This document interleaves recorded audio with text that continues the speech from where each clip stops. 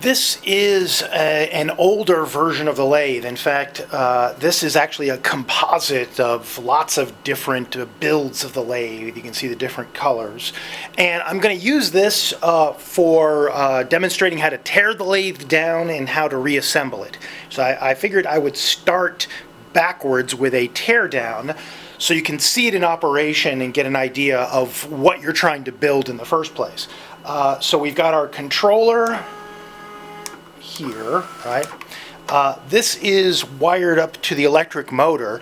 That'll be one of the last things I take off. So again, just to show our lathe is functioning. It's already got the heat shield on it. This heat shield and this part of the chuck are actually, again, prototypes. They're made out of PLA. So the first thing is, obviously, we can just take that off. That's easy. Now, to remove the chuck itself, what you want to do is get something like a small dowel rod, and it will seat, there we go, it'll seat into the chuck like this, and then all you have to do, and again, so I'm turning it counterclockwise, and now the chuck comes off. I'll disassemble this later. It's got a retaining clip here. You can see the teeth. So basically you have the body of your chuck, the scroll wheel, the retaining clip, and then the teeth. There are insets that go in here. I'll talk about those later. So let's just put that aside. So now we've got the body of the chuck. We want to take our dowel rod out.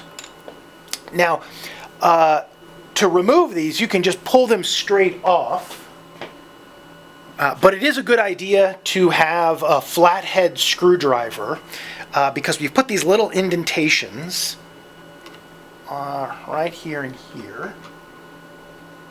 And that will make it easier to pull this off. So we've got this front retaining clip, okay, so that just comes right off. And then should unplug the lathe, which I did not do, but I just remedied that. So in the back, we have this screw, this little RU. Oops. Drop that. That just comes right off. It just unscrews. And so now, put that aside. We want to take this back panel off. And again, it's very easy to take off. Just loosen it with a screwdriver, and it comes right off. Okay. At this stage, we can see, so here's our stepper motor with the pulley belt. This bearing is for tensioning it, and then this is the pulley drive assembly as well. Before I start messing with this, I'm just going to go ahead and take off this top part.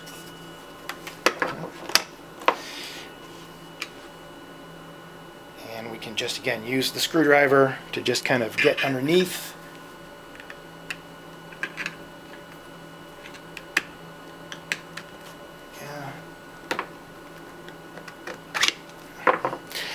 Now, with this top cover, you do have to be very careful when you remove it.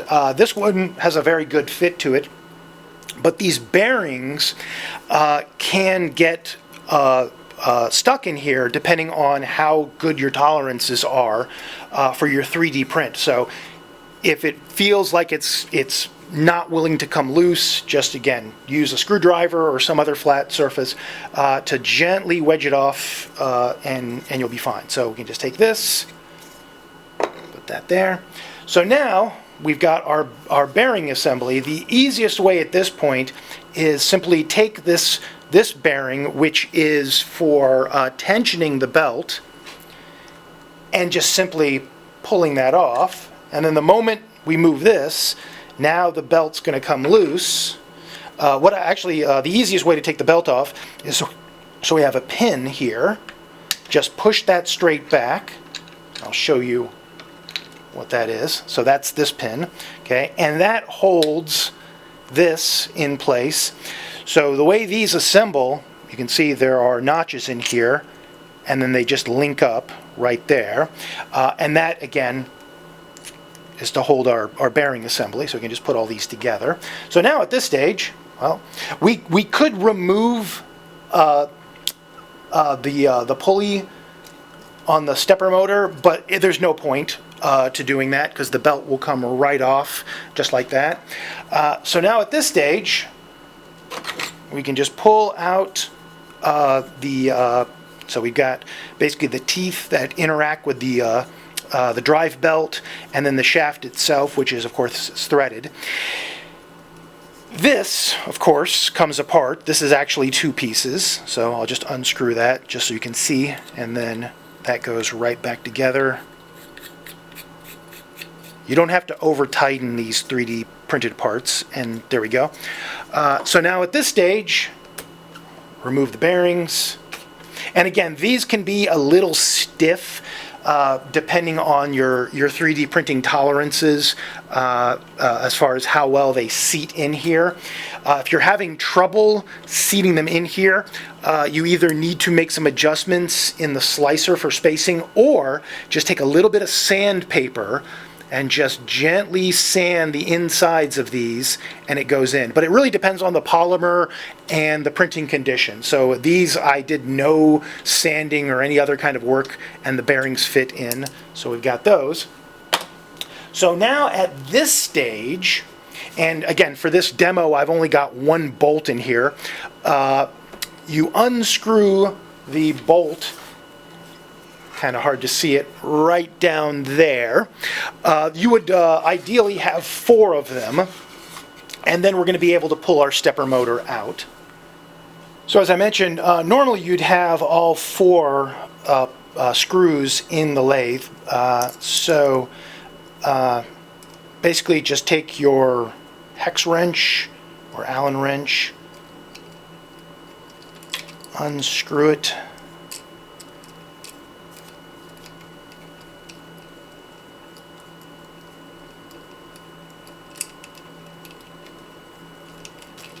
go. And once you do that, the electric motor will come out. However, I have zip tied this down in 2 places, so I'm going to need to cut that. Obviously, I don't want to cut the wires themselves, so I'm cutting from the back. There we go. Okay.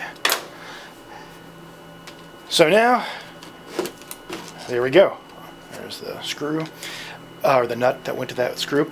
So now our electric motor comes right out. Again, it seats in. You can adjust it, when you put it back in, but it does fit snugly in there. And we've got, again, our 4 positions that it can bolt down.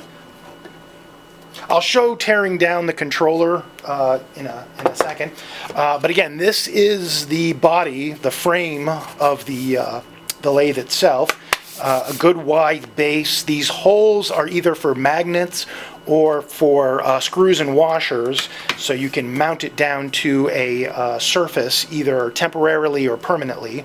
I put magnets into them, and then I use a steel piece of sheet metal, and then it just secures on there. So there's more than one way to do it, and so I will do the controller next.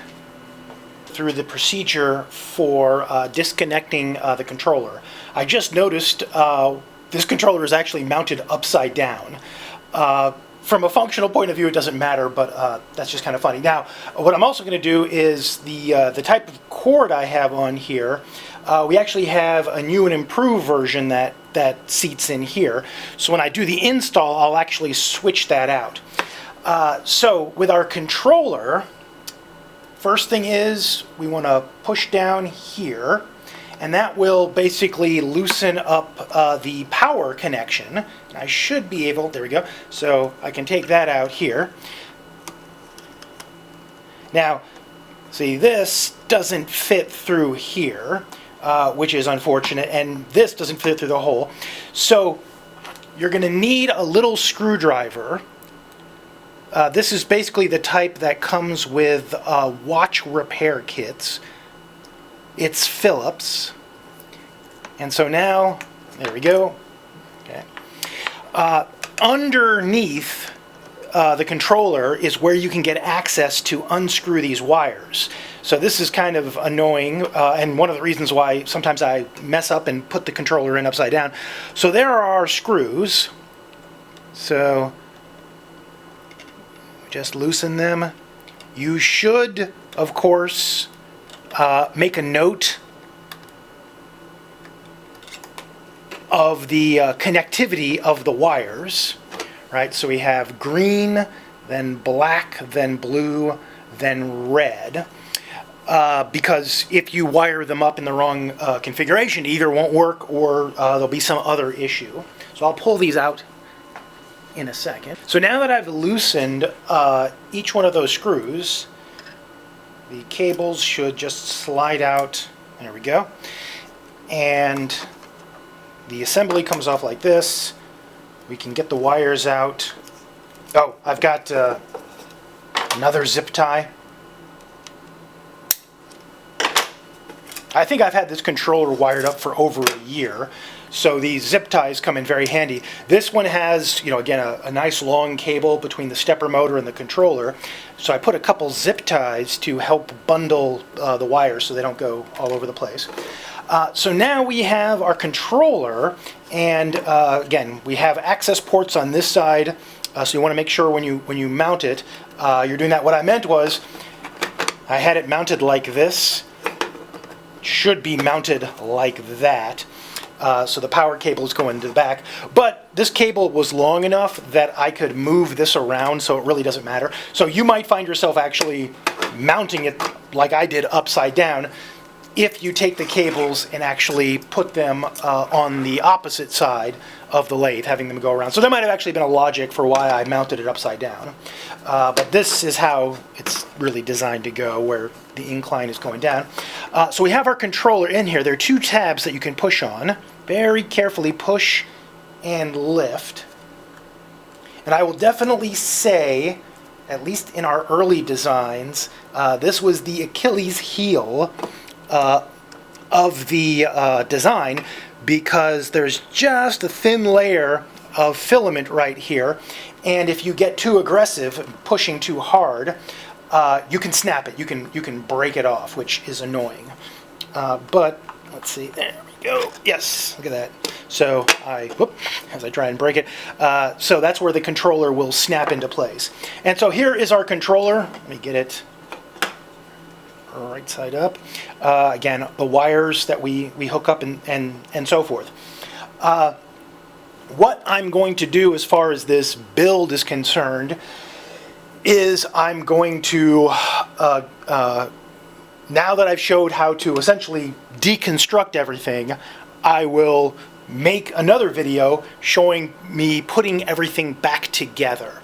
To disassemble the chuck, you take the retaining clip, just spread it just a little bit, and then push, and it comes out. I would recommend printing a whole bunch of these. It's not because they break, it's because I tend to lose them, so just keep an eye on that. Put that there. We have the scroll wheel. You just pull it right off. These are the teeth for the chuck. All right, these come right out.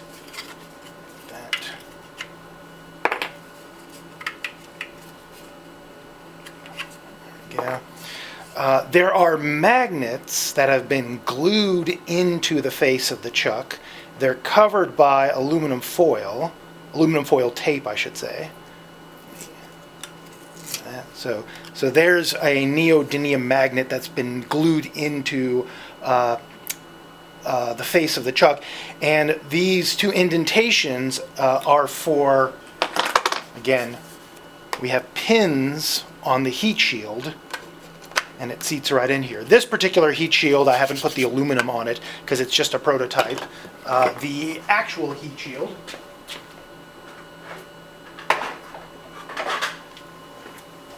the real one looks like this, so it's exactly the same dimensions. The pins lock it into place, and then the magnets hold it. All right, so there we go. Again, because this is aluminum foil tape, it will reflect radiant heat. So it's very important to use this. You could put aluminum tape over the entire surface of the chuck, but I like doing it this way, where I've got this and it's basically the protection, and if this were to get damaged, it would protect the body. So you should never get to the point where your heat shield is getting damaged. If you're doing something and it's damaging the heat shield, then you're not operating the lathe correctly. So fully disassembled chuck, and I'll show how to reassemble it in a moment. Reassembling the chuck is very easy. So we've got the body of the chuck. So this again is the face. We take our scroll plate, and again, these are composite of multiple builds, but they go together perfectly fine. Our clip goes in like that, so it stretches, and now they're locked together. So we've got our 3 chuck teeth, and they're labeled A, B, and C. So take our scroll wheel and keep scrolling until you find, there we go. So here is the beginning of the scroll. So we take A, load it in there, just hold it down, and then rotate. Okay, so it's locked in. The easiest way is put your finger into the next position, rotate. Now I can feel the scroll wheel coming, so I put in B, and then rotate, and then do the same for C. There we go. So all 3 teeth are now inside the scroll wheel, and you just simply turn the scroll wheel. Okay, so you can see the teeth feeding into it, and eventually, so there are our 3 chuck teeth. I'll turn them all the way. There we go. And they should all meet in the center. If one of them gets out of alignment as you're like feeding them in there, they won't be symmetrical. So simply just take it apart and then do it again. And then again, to adjust your teeth, you'll rotate the chuck and it'll open, and then you can close it and so forth.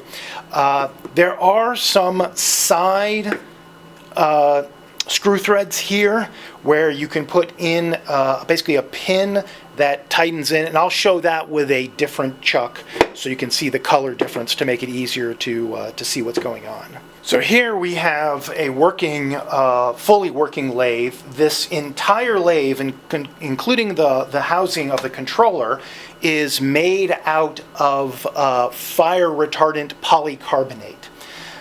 Now, I've already got the chuck teeth in here.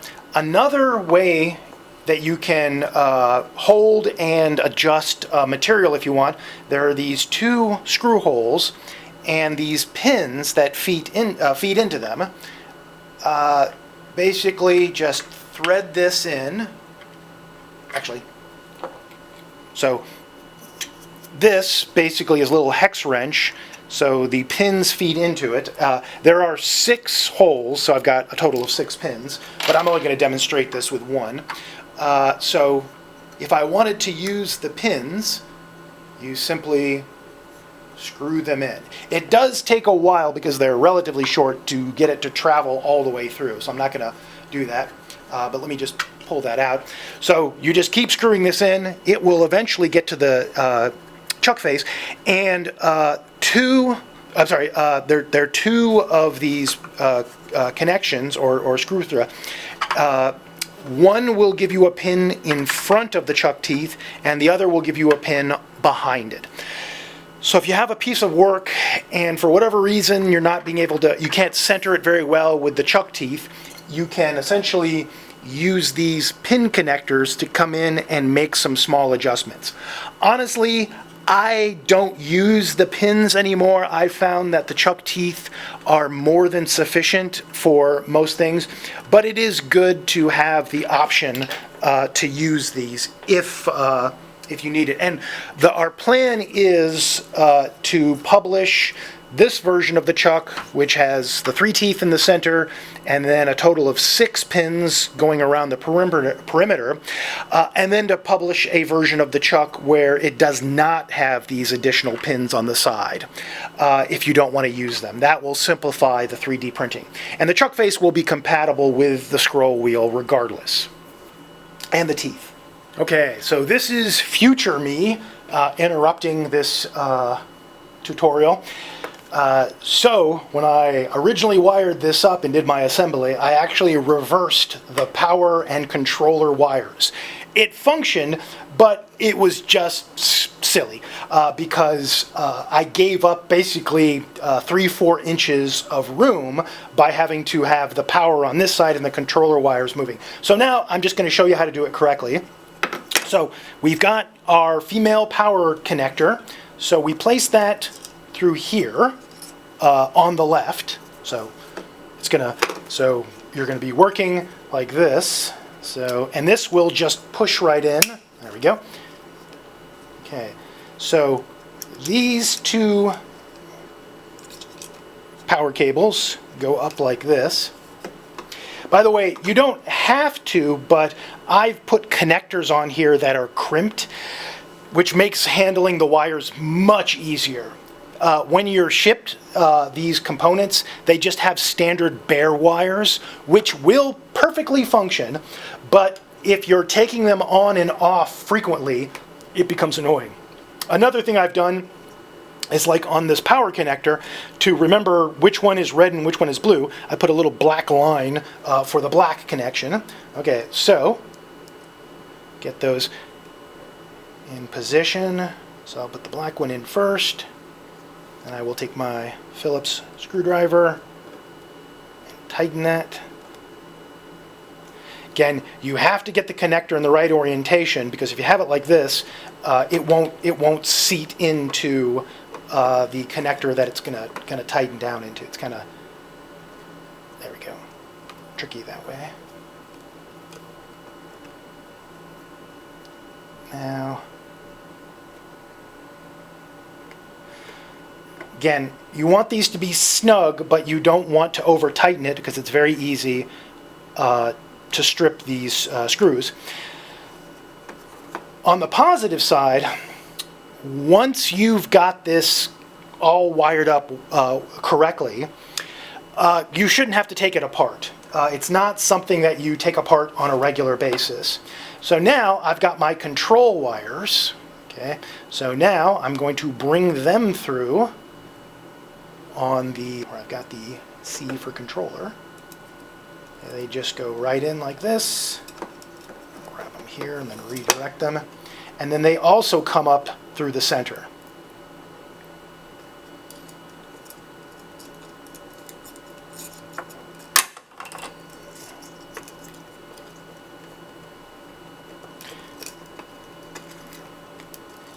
And wrangling these wires, again, when they're wanting to bend in one direction or another, is annoying, but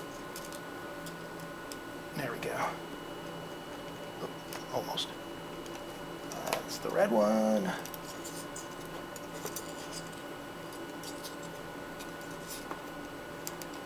And there we go. That's the blue. Okay, so I've got those threaded through. I'm pulling them forward so I have a lot of slack to work with. And oh, there it is. Yeah, I dropped my screwdriver. Okay, so how is this going to work? We can go ahead and just connect our power. All right, there we go. And now the order that we're connecting these is green, black, blue, and red. So you can put all of the wires in through here at the same time if you want. I'll just do it one at a time. So there we go. So there's my green. And it's going to seat in here. Okay. And now what I'm going to do, again, this is where it's a little claustrophobic. There's a Phillips screw right there. I'm going to tighten it to the point where it's snug. It's holding the wire, and that's fine. Black is our next connection. That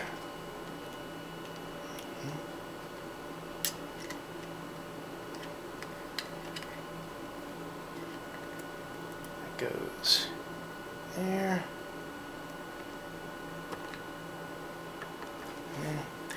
And again, it's easier if you just tilt the entire controller.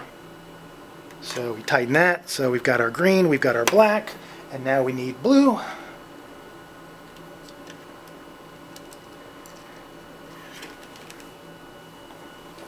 And if you get frustrated while you're doing this, the best thing to do is take a break and then come back, because I've had this where I can't get the wire seated, or something else is just not doing what I want it to do. There we go. So now I just tighten this screw. That's blue. There we go. I will pull the slack back, and now the final wire, red, goes up through there. Get that seated in place.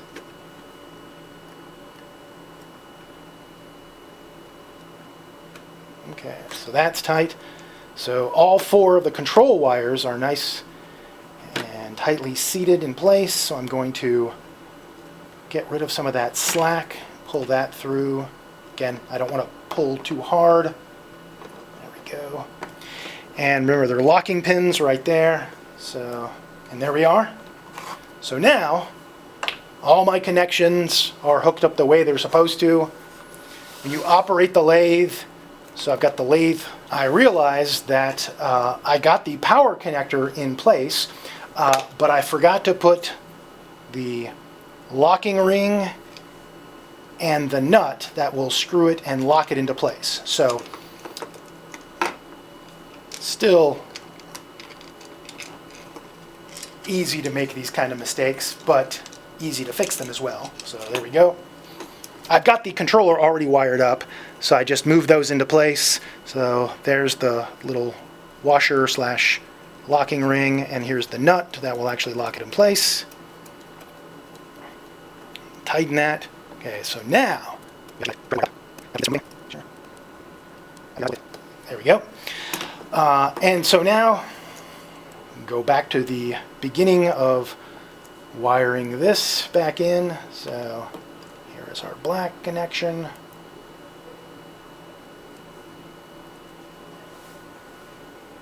Tighten that. Here is red. Tighten that. Okay, they're both secure. And now, so I've already got the controller wires. Just kind of move them out of the way. Obviously, it's easier to do it without the controller wires there. Just wiggle that into place. There we go. Pull these back down.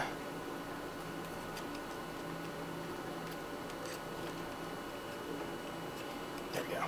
It's easier to have them at the bottom, I just realized.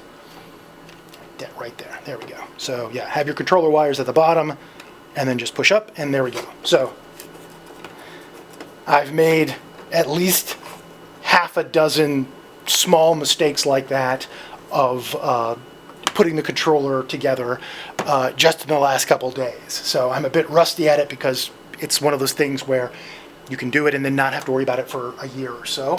Plug it back in. All right. So we're good. All right, so we have our controller, our stepper motor wired up to our controller.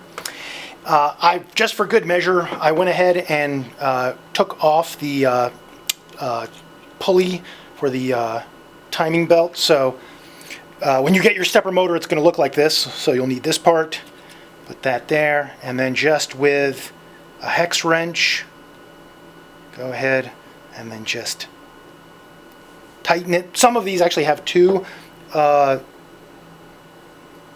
tightening positions, so that's good. We might need to adjust this when we put the belt on, but we'll just see how it goes. Now, here's the body of my lathe. Okay, so my stepper motor is going to seat in here. Now, you can put it this way where the wires are up. There is enough clearance with the chuck, but it's better to just rotate it 90 degrees. You have enough clearance where the wires should not be rubbing against the support wall. And in fact, we're going to actually wrap this around like this and then zip tie it down. So again, having it like this is a little bit easier as far as cable management, at least initially, but you're better off just going ahead doing this. And now the thing is, there are 4 holes for screws on the stepper motor itself, and we have 4 corresponding holes in the body of the lathe. All right, so 1, 2, 3, 4. Just because this is a demonstration, I'm not going to go through putting all 4 of them in there. This is a little M3 screw. It's about 20 millimeters. It's actually a little bit long, but it won't impact anything. You can use pretty much any screw and a washer and nut combination that fits through here. So I've got a washer on here already. I'm going to get this onto the end of my hex wrench and then slide it through there. I'll turn this around so you can see. So there we are. Okay, so there's my washer, and I've got the nut, super tiny in my hand, my fingers. There we go. And you can just do it like that, screw it on there, and then just tighten it. You'll have to, again, put a little bit of pressure on the nut to keep it from just freely rotating. And right there I can feel it's snug, and that's all you need. You want to put all 4 of them in. I'm not going to do that just because, again, for this demo, but it's very simple, but again, we need bearings that are going to support the drive for our lathe. So this pulley shaft assembly, it's got basically teeth for the timing belt. There's a flange on the larger one. It screws into the side with the flange. This side is actually where the chuck screws in. The pulley assembly that interacts with the drive belt is in 2 pieces. So you can see a little flange here. That screws in like this. It is a good idea to take a little bit of glue, like super glue or an epoxy or something like that. Just put a couple drops on the threads and then screw it in all the way. So there we go, it's nice and tight. And that way it will, basically it'll never come loose. So now at this point, we're ready to insert this into the bearings, and this will slide in here. Go. There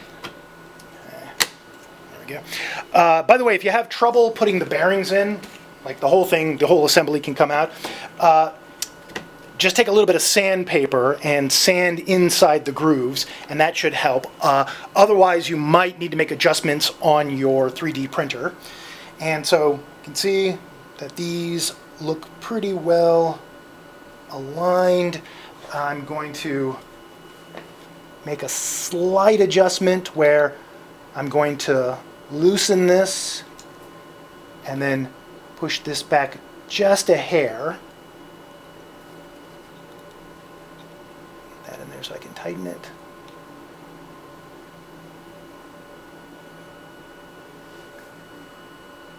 Okay.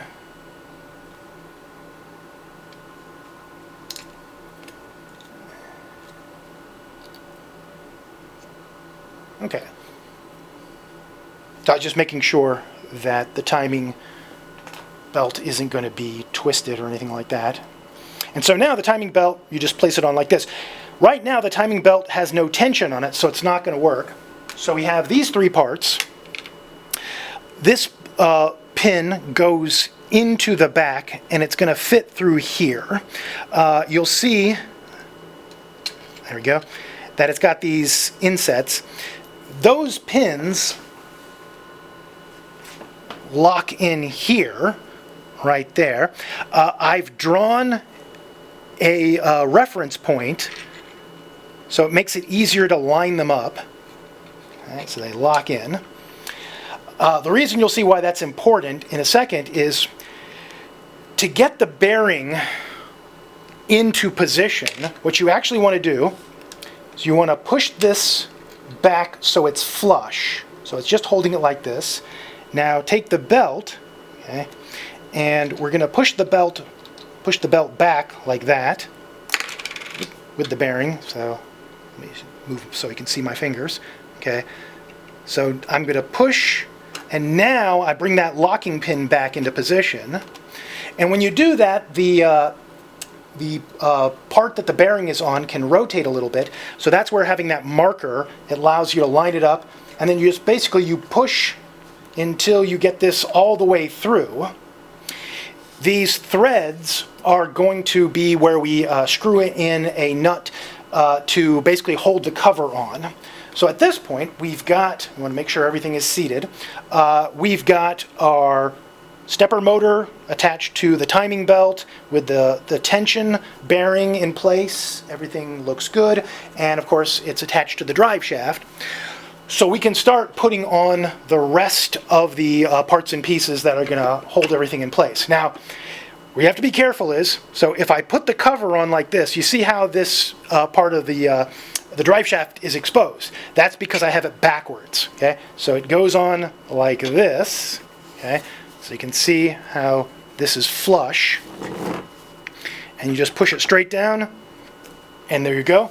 I'll put this on first. So this is going to be where the chuck is. This is the front of the lathe.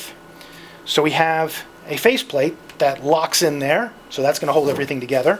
And then we have another plate that goes on the back. And notice, I want to do this slowly because I need to get that pin, there we go, through. If this pin is pushed back, if you can't see it, that means that you need to push it through further. So it's not seated, it's not in position. So that fits there. And now, now I've got my